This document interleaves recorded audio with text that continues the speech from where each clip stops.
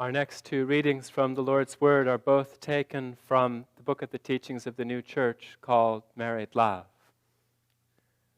We read, "The marital union of one man with one wife is the precious jewel of human life and the repository of Christian religion."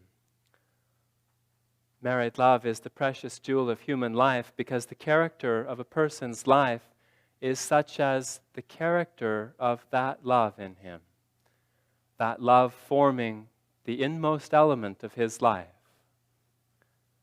For that love is the life of wisdom dwelling together with its love, and of love dwelling together with its wisdom. Thus it is the life of the delights of both. In a word, a person is a living soul as a result of that love. This is why we call the marital union of one man with one wife the precious jewel of human life. And finally, no others can be in a state of true married love but those who receive it from the Lord, namely those who go to Him directly and live the life of the church from Him, for the reason that this love, viewed in terms of its origin and correspondence, is heavenly, spiritual, holy, pure, and clean, more than any other love that is found in angels of heaven or people of the church. And these attributes of it cannot exist except in people who are joined to the Lord and brought by Him into association with angels of heaven. This is because people like this abstain from love affairs outside of marriage, which are liaisons with others than their rightful wife or husband. And they abstain from them as injuries to the soul and cesspools of hell. And in the degree that a married person abstains from such liaisons, even as regards the lusts of his will and consequent intentions, in the same degree, married love is purified in him and becomes progressively spiritual, first during his life on earth and afterwards in heaven. No love can ever become pure in human beings, nor in angels. So neither can this love. But because the Lord primarily regards the intention that is in the will, therefore, to the extent that a person has the intention and perseveres in it, to that extent he is introduced into the purity and holiness of this love and gradually makes progress in it. No others can be in a state of spiritual married love but those who are in it from the Lord, because heaven is in that love. And the natural person, for whom married love takes its pleasure solely from the flesh, cannot draw near to heaven nor to any angel. Indeed, neither can he draw near to any person who possesses that love, for that love is the fundamental love of all heavenly and spiritual loves. Amen. The teachings of the new church contain a number of really striking descriptions of the beauty and the power of marriages in heaven. And that last story that I read to the children is one of them. It says that Swedenborg saw in the angel husband and wife a seeming unity of their souls in their faces. That degree of closeness is striking, to say the least. And that story goes on to say that Swedenborg and his angel guide visit a number of different places in the spiritual world, first in heaven and finally in hell. And with each subsequent place that they come to, they find a vision or an ideal of marriage that's less pure than the one before. And what they learn is that human beings, once upon a time, understood what marriage was, and they understood how to enter into the most beautiful unions. But in the course of time, little by little, that knowledge was lost to such an extent that people nowadays often simply don't know what marriage is or what it can be. But the conclusion of the story is that the teachings of the new church offer the truths that make it possible for what was lost to be restored. We're told there is still hope of married love returning to its pristine or ancient holiness. That hope or that possibility is compelling, and there's also something intimidating about it. Pristine or ancient holiness sounds beautiful, and maybe too beautiful to be real, too pure and lofty for ordinary people. Using words like pristine or holy to talk about marriage can seem like it sets an impossibly high standard. What I presented in the children's talk was unquestionably idealistic, was nothing more and nothing less than a description of heaven. And descriptions of heaven can feel rosy and out of reach. Why is it worthwhile to teach this rosy vision, this heavenly ideal? Why is it important to come back to it again and again as a church and to make room for it in our own minds?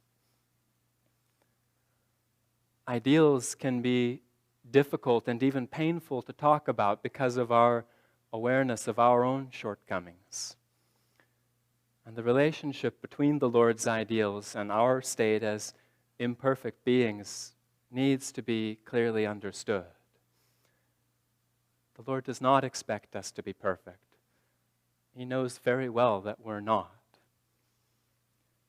The human race is not cleanly divided among the beautiful people and the screw-ups. And that's as true of the realm of marriage as it is of any other thing. Perhaps more than any other subject, teachings about marriage and love and sex bring out something in the human psyche that wants to weigh and to measure and to find wanting. And some people are more inclined to weigh and measure others and frown on their mistakes, while other people are more inclined to weigh and to measure themselves and to heap guilt on themselves. Neither of these inclinations is what the Lord wants for us. Marriage takes work. Receiving the Lord's teachings about marriage and making a home for them within ourselves takes work. And this is true whoever we are and whatever our situation. It's true of the married, the unmarried, the divorced, and so on. No one simply has an ideal marriage. They're not handed out like door prizes. Pretty much no one alive on earth has made it to the top of the mountain, that heavenly mountain where married love can be found in its pristine and ancient holiness. Anyone who has made it there has lived a long time and has worked their whole life to get there. None of us are without sin. None of us can condemn our brothers and sisters. The Lord said, "Whoever looks at a woman to lust for her has already committed adultery with her in his heart." If that's the standard, then who can deny that they're imperfect? The Lord doesn't give us His teachings to show us where we should be. He gives us His teachings to show us where we should go. Even the angels never arrive at perfection. They're striving, even to eternity, to become better servants of the Lord. It's said in our final reading that no love can ever become pure in human beings, nor in angels. But to the extent that a person has the intention and perseveres in it, to that extent, he is introduced into the purity and holiness of that love and gradually makes progress in it. The Lord's truth is always better understood as a beacon, a pathway, and a teacher than as a strict measure of success or failure. The Word reminds us often that we're not the judges of success or failure in human beings. We can't see anyone's heart. It is important that we hold on to the ability to say with integrity, this behavior is in line with what the Lord teaches in His Word about marriage, and this behavior goes against what He teaches. But we only see the outside. Only the Lord sees the heart. And right at the end of the book, Married Love, we find the following statement. One ought not to take the appearances in marriage or the appearances in acts of licentiousness and infer from them that somebody does or does not have married love. Therefore judge not, that you be not condemned. We're not allowed to assume that anybody has it made, spiritually speaking. Nor are we allowed to assume that anybody has no chance, spiritually speaking. We're all in the same boat in that none of us can claim to be so pure that heavenly and holy things are ours by right. And we're all in the same boat in that the Lord wants to give all of us His heavenly gifts nonetheless. He wants us to be happy. And He designed us to be married. And He designed marriage to make us happy. So He wants us to find and to share true married love. In the Scriptures, the first command that the Lord gives to the human race is the command to be fruitful and multiply. And the first institution that He ordains is the institution of marriage.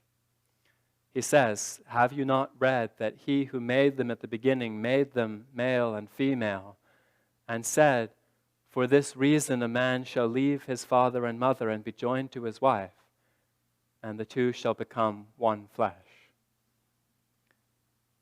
He always planned for us to be married, and He built us around that plan. In Married Love, we read, who cannot see that there is some love into which the Lord has conveyed all the blessings, felicities, and delights that could ever be conveyed? That love is true married love. It's a core part of His design for making us supremely happy. And because it's so integral to His plan and so deeply built into us, it's not something we can set aside. One of our readings said, the character of a person's life is such as the character of married love in him. That love forming the inmost element of his life. Our attitude towards this love, whatever it may be, shapes who we are. But it doesn't seem like this is the case. It seems like marriage or romance is just one aspect of our lives, and we can pursue it if we like, or put it on a box, in a shelf, on a box, in a shelf, in a box, on a shelf. It is true that we can focus more or less on the state of our marriage or our hope for marriage. And it's also true that sometimes the healthy choice is to dwell less obsessively on those things and focus on some other job that's in front of us. But directing our attention towards something else doesn't change the fact that on a deep level, married love is shaping who we are. It's important to remember that whether or not we choose internally to receive this love isn't dictated by our external circumstances. So a married person doesn't automatically receive true married love. They have to work on their marriage. And they have to open their hearts to the Lord. And an unmarried person, or a divorced person, or someone who's really struggling with their marriage can still choose to receive this love from the Lord by doing their best to live as He teaches. And this is why we can't look at appearances and use them to judge people's hearts. In this world, what's inside and what's outside don't always line up. But in the next life, all will be made right. And those who want true married love will have it. For now, all of us alike will benefit from recognizing the deep role that this love plays in our lives. We'll benefit from recognizing the power that it has to bend our hearts and souls towards what it wants.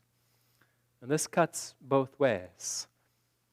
If we hear the Lord's word and strive towards the kind of love that He intends us to have, then the seeds of married love within us bend us powerfully towards Him and towards heaven.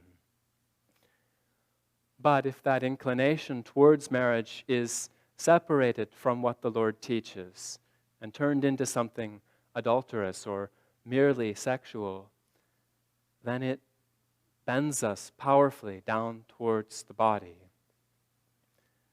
We're told the human inclination towards marriage goes hand in hand with religion at every step. Every little step and every stride away from religion or towards religion is also a step or stride away from or towards the marital inclination that is peculiar and proper to a Christian person. And that's why it's said in our final reading that no others can be in a state of true married love but those who receive it from the Lord. Namely, those who go to Him directly and live the life of the church from Him. If you want to have a good marriage, or if you want to prepare for marriage, go to the Lord. Ask Him to show you how to be the best husband or wife that you can be. And if you want to draw closer to the Lord, there are a lot of different ways you can do that. But one of them is working on your marriage.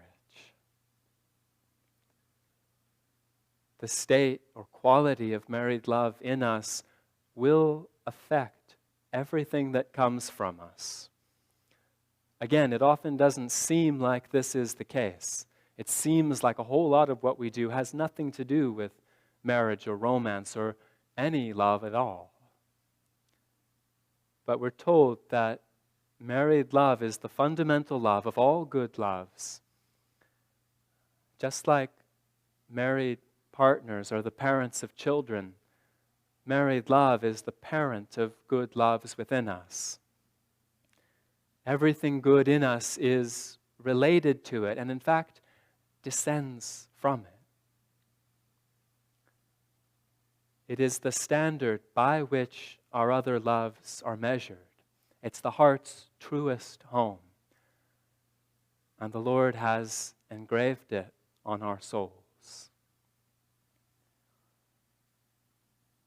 The Lord's ideals of marriage are worth learning and worth honoring because they are inextricably bound up with His hope and His plan for every one of us.